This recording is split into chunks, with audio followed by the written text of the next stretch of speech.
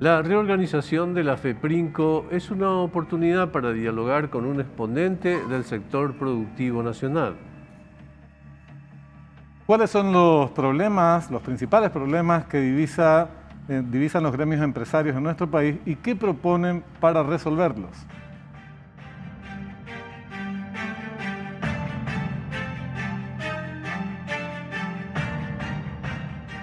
Muy buenas noches, ya compartimos el programa de entrevistas Fuego Cruzado. Buenas noches, Benjamín, ¿cómo te va? ¿Qué tal, Augusto? ¿Cómo estás? Muy bien. Terminando prácticamente la semana con temas importantes que tienen que ver con la renovación de la organización del gremio que nuclea a los empresarios de nuestro país, sobre todo cuáles son los planteamientos que formulan. Vamos al reconocimiento de campo. La Federación de la Producción, la Industria y el Comercio renovó a las autoridades del gremio, que mantiene posturas bastante críticas al manejo de la agenda económica del país. Los nuevos líderes de FEPRINCO tendrán que buscar la estrategia para recuperar los millones de dólares de pérdida generado por día a causa del paro de camioneros levantado hoy, tras un acuerdo entre empresarios, transportistas y transportadoras mediados por el gobierno. Con aumento de la deuda externa, en plena recesión y más paraguayos desempleados y sumidos en la pobreza, ¿cuál es el presente y el futuro de la nación? Esto último es fundamental, conocer la opinión de los empresarios. Tienen una participación del 85% en lo que tiene que ver con el conjunto de la marcha de la economía. En nuestro país el Estado es apenas responsable por el 15%. Entonces, tanto para juzgar lo que se está haciendo como sobre todo para las perspectivas, son opiniones más que importantes contar con ellas. Tal cual, y bueno, vamos a la ficha de nuestro invitado de esta noche. Pedro Galli, doctor en Ciencias Veterinarias, dedicado actualmente a la actividad agroganadera, tanto en la región oriental como en el Chaco. Es presidente de la ARP y ahora electo como presidente de la Federación de la Producción, Industria y Comercio. Don Pedro Galli, ¿cómo le va? Muy buenas noches, ¿cómo está usted? Bueno, muy buenas noches, Augusto, Benjamín y para toda la audiencia. Un gusto tenerlo con nosotros. Pedro, bueno, van 3 años de gobierno en medio de circunstancias muy singulares, crisis económica, hecho de corrupción, pandemia, crisis política, y todavía tenemos 2 años por delante. Desde los gremios empresarios, ¿cómo están observando la situación y cómo se posicionan de aquí hasta el 2023 como una fecha, digamos, importante del calendario electoral, aunque ahí no se agota nuestra vida ni mucho menos? Bueno, como dijiste, desde que comenzó este periodo de gobierno empezamos, por decir así, con el pie izquierdo en cuestiones que están fuera de nuestro control, del control del gobierno mismo, que produjeron circunstancias que se tuvieron que tomar medidas de emergencia, medidas sin cálculo previo, algunos con tanteo y error.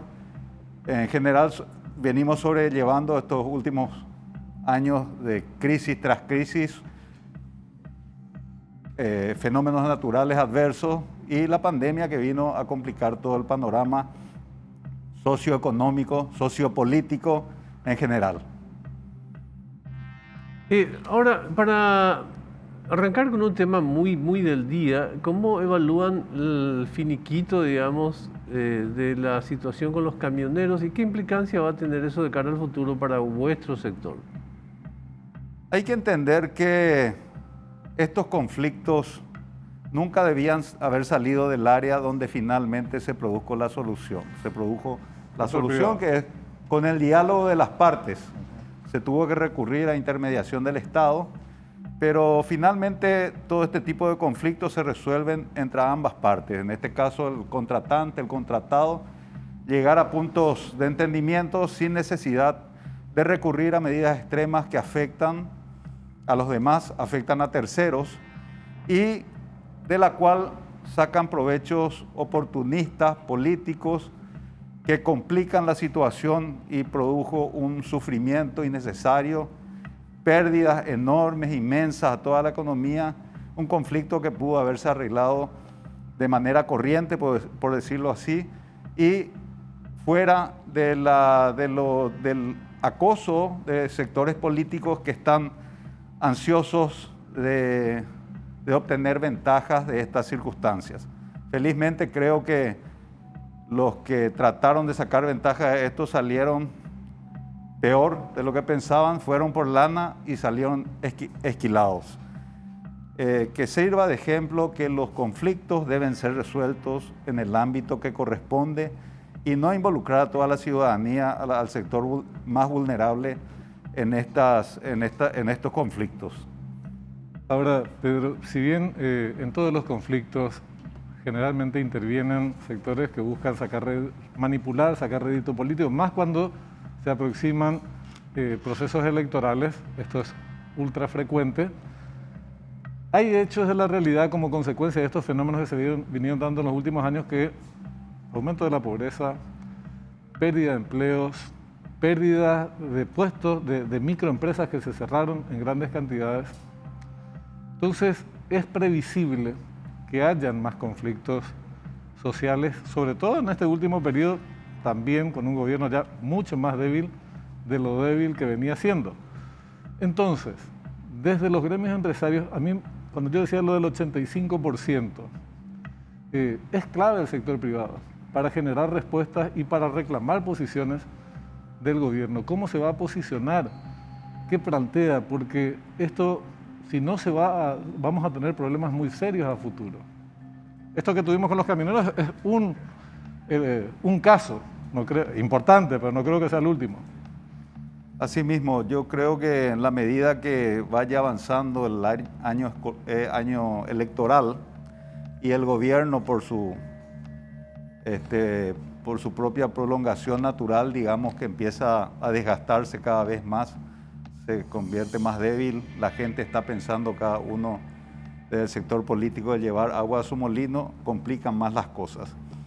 Lo importante es lo que dijiste, el 85% de la economía mueve el sector privado. Si el sector privado no es consultado, si no tiene su aporte en las decisiones importantes que tiene que tomar el gobierno, es muy probable que muchas de las decisiones vayan al fracaso o tengamos problemas.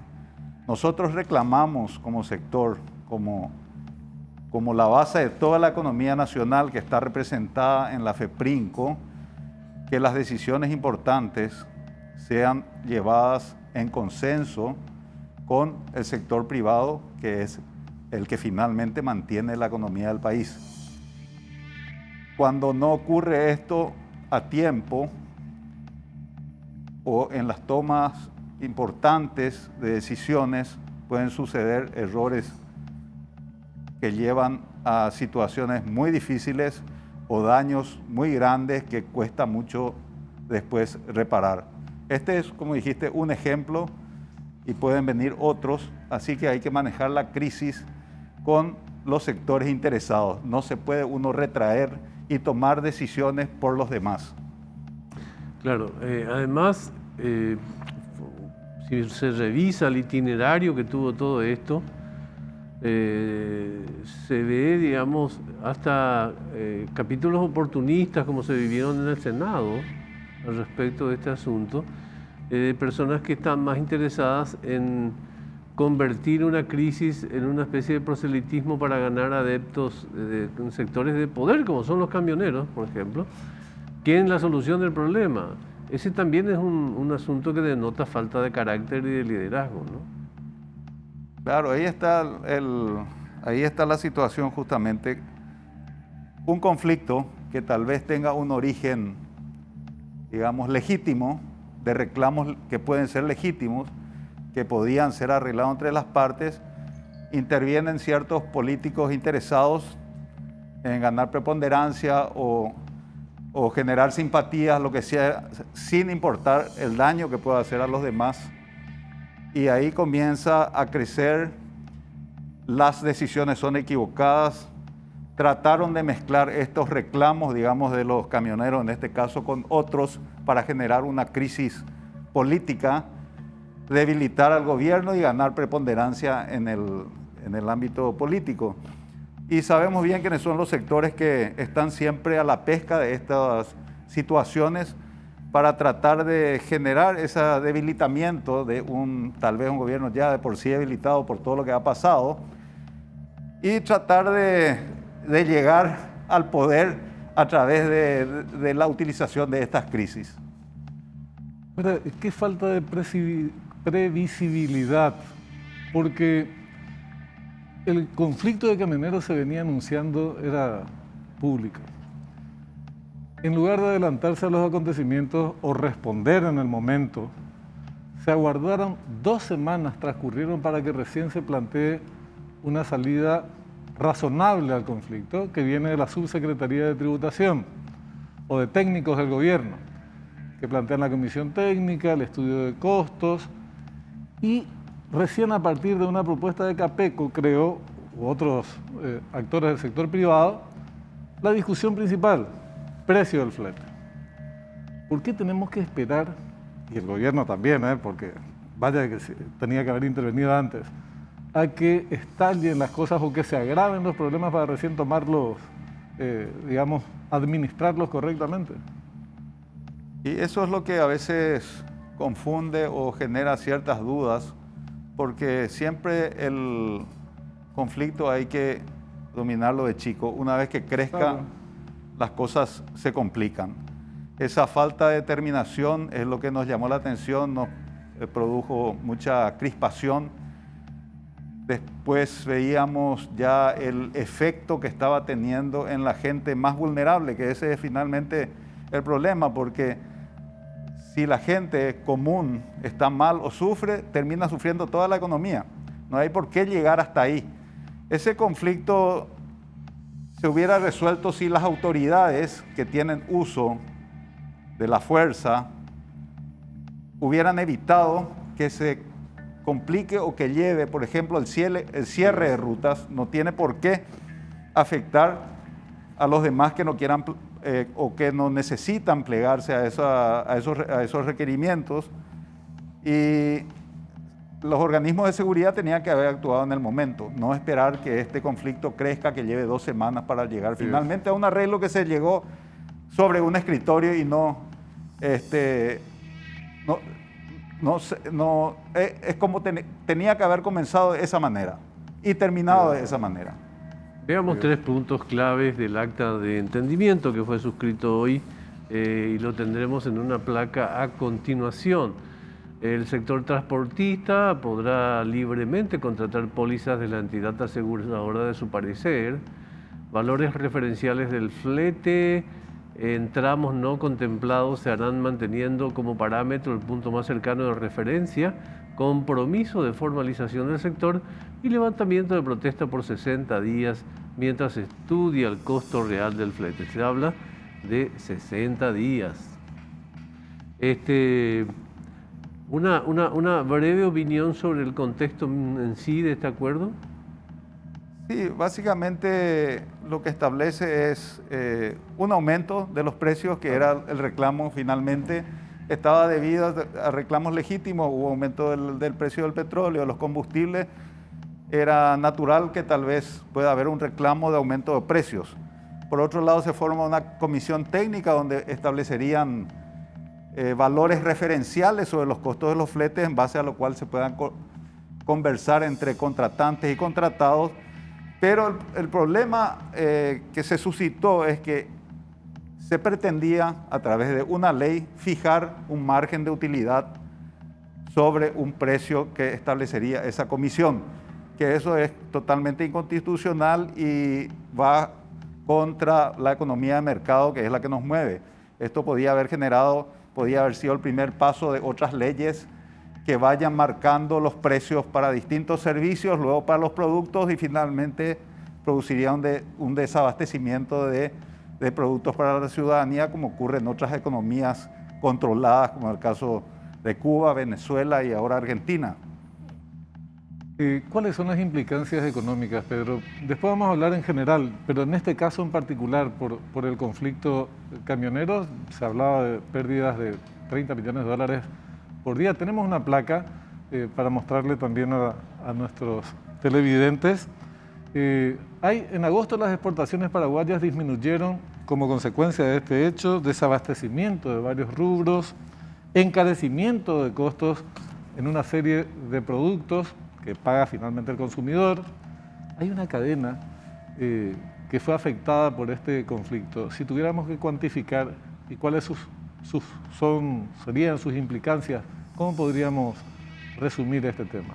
Yo creo que es muy difícil evaluar las pérdidas generadas por el conflicto porque tal vez se puedan tomar ciertas referencias en el rubro en el cual estaban, digamos, estaban discutiendo en el sector agroexportador, pero lo que pasa es que el daño es transversal a toda la economía. Entonces hay niveles, hasta los niveles muy bajos es muy difícil evaluar el abastecimiento de productos, la escasez de productos, pero también no podemos darle tanta importancia, tanto eco a esto porque estaríamos generando la posibilidad de que cada vez que tenga un reclamo importante que genere este tipo de conflictos, como sucede en otros países, y a través del chantaje y la extorsión consigan lo que están pretendiendo, muchas veces mucho más allá de lo razonable. Produjo mucho daño y hay que entender que el daño se produjo por la politización de este conflicto, no por los reclamos en sí. Los reclamos en sí pudieron haber sido legítimos. Quiero hacer un breve paseo, digamos, por la situación de su sector en particular, el sector pecuario, cómo está llevando esta etapa de la economía, cómo están llevando los factores como la sequía, lo que se viene ahora aparentemente con los incendios de vuelta. Y en contrapartida, ¿cómo está el mercado internacional en este momento para la carne paraguaya? Digamos, el sector estuvo atravesando con dificultades desde los últimos 3 años, principalmente por los fenómenos climáticos adversos. Estamos en un ciclo de sequía que hasta ahora no se ha corregido, lo cual alteró bastante todo lo que sea el sector agropecuario en general, la parte pecuaria y la parte también de agrícola. Ahora, paralelamente a este fenómeno también se produjo en el mundo un fenómeno de ansiedad o búsqueda de productos que nosotros producimos. La carne por un lado, los granos por otro lado, que aumentó enormemente los precios de los granos. El precio de la carne también aumentó en el mundo, en el mercado internacional, no es porque nosotros estábamos buscando en general, a pesar de que nosotros somos el único país de la región que no vendemos a China continental. Igual aumentó enormemente, digamos, en todos los niveles de faenamiento, de cantidad de productos exportados, precio, ingreso de divisas. Es un mercado mundial ávido de alimentos y nuestra principal producción del país son los alimentos.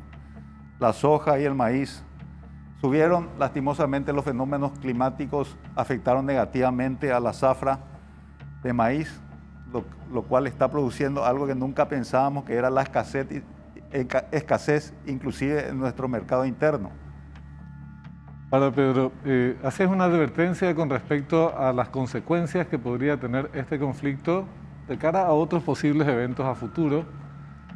Yo creo que si no se responden a los problemas que los originan, esos conflictos se van a suceder y van a actuar los mismos u otros sectores políticos que traten de sacar ventaja. Entonces, ¿por qué no se actúa también de manera distinta a cómo se actuó en el caso de los camioneros? Y no se formulan respuestas, aunque sean parciales, transitorias, que ayuden a mitigar, aunque más no sea, aunque no los resuelva todavía, porque son problemas complejos como la pobreza, el desempleo. Es decir, si no, después vienen los conflictos y no hay una respuesta, salidas de carácter más sostenibles en el tiempo.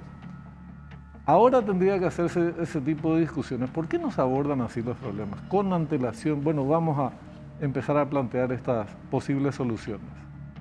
Mira, en una economía de mercado, donde uno vende, otro compra, uno compra, uno contrata, el otro es contratado, siempre van a haber conflictos.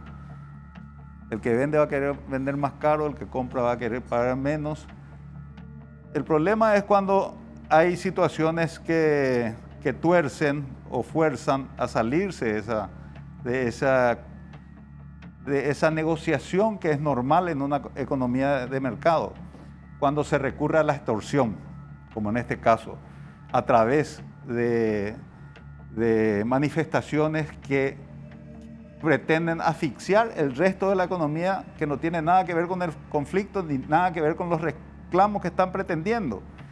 Entonces hay que aprender la lección. Nosotros tenemos instituciones del Estado.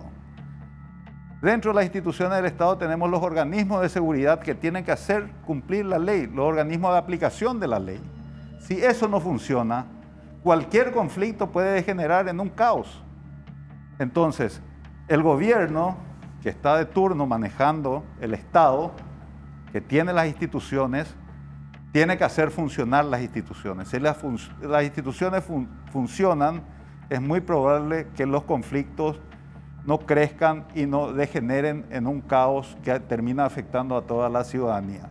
Ese es el resumen de todo el problema, porque no podemos esperar que no haya conflicto. Y en la medida que avanza el año electoral vamos a tener más gente que va a tratar de sacar ventaja, más oportunistas, gente que inclusive puede sembrar situaciones que creen situaciones de caos. Entonces, el fortalecimiento de las instituciones es la clave para defendernos de este tipo de conflictos. Muy bien, tenemos que hacer una pausita y volvemos para la conclusión del programa, ¿eh?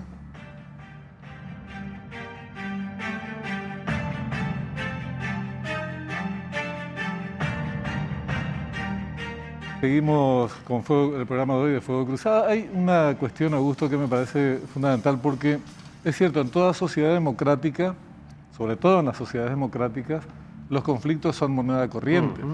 Ese no es el problema. Pero hay problemas estructurales a los que hay que darles respuesta con antelación. Si no, esos conflictos tienden a agravarse, a agudizarse y a descontrolarse por falta de respuestas del sector público y también del sector privado.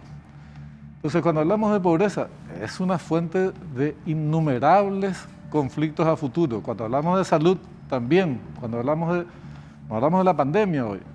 Pero Dios quiera que no tengamos nuevas oleadas que planteen nuevas necesidades, muchas de ellas insatisfechas. Entonces, nosotros tenemos un grave problema todavía en nuestro país, que es la incapacidad desde la clase dirigente, no solamente política, dirigencia nacional, de formular posibles salidas a los problemas más gruesos que tenemos. Sí, en el caso del liderazgo no se trata solamente de una actitud, digamos, sino una falta de conocimiento básico de cómo funciona la República también. Hemos visto en reiteradas ocasiones cómo el propio presidente de la República elude temas, incluso a cuenta de la democracia, ¿verdad? No, yo no voy a opinar porque soy demócrata, no, yo no voy a meterme porque... Lo cual, aparte de ser una hipocresía muy importante, porque siempre se mete en todo, finalmente, complica la situación, porque cuando la República establece un contrato quinquenal con los ciudadanos para la elección de los líderes, de la gente con la que va a poner los músculos y el pensamiento para llevar el país, ¿verdad? Y estos líderes tienen que asumir, con carácter, tienen que asumir la tarea que les corresponde. Yo creo que sí, esa es una pata que hay que meter dentro de la ecuación de por qué estas cosas nos resultan tan difíciles de manejar, digamos. Y es muy serio, el pasado 15 de agosto se cumplieron los primeros 3 años de gobierno, quedan 2 todavía por delante, y no hubo ningún balance autocrítico, al contrario.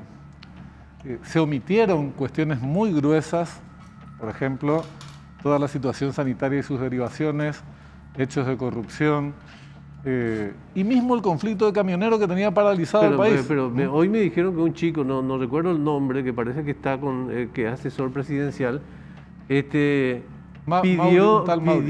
pidió que no se critique al gobierno, claro. Le pidió a los medios, le pidió a estos medios. O sea, para que te des cuenta la ignorancia que existe en el riesgo que asumen de ser acusados de censura incluso, ¿no?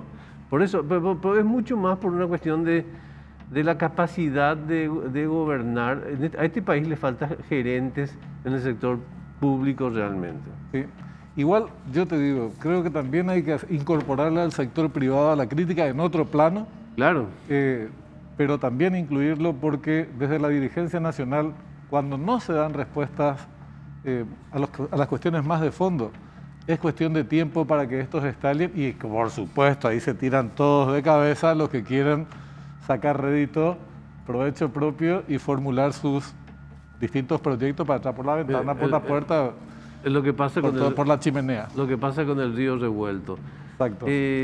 Agradecemos mucho su visita esta noche, don Pedro, ¿sí?